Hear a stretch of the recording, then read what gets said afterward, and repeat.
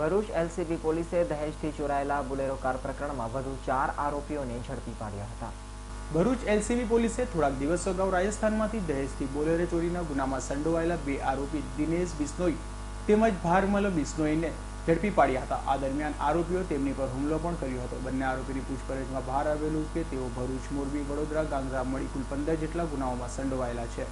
તેમજ ભારમલ ઉર્ફે ભાવેશ વિરુદ્ધ પીડવાળા ભીનમાલ ખાતે નાર્કોટિક્સ, મારામારી અને છેડતીના ગુનાઓ પણ નોંધાયેલા હોય તે ગુનામાં તે વોન્ટેડ છે।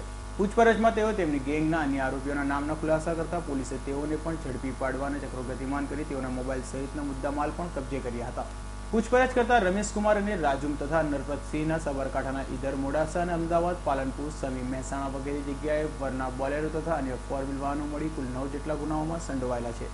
ત્યારે હાલ તો પોલીસે તમામ આરોપીઓને ઝડપી પાડી તેઓની પૂછપરછ કરતા તેઓ 40થી વધુ ગુનાઓ ન કર્યા હોવાની કબૂલાત કરી હતી। અભી સૈયદનો રિપોર્ટ, S9 ન્યૂઝ, ભરૂચ।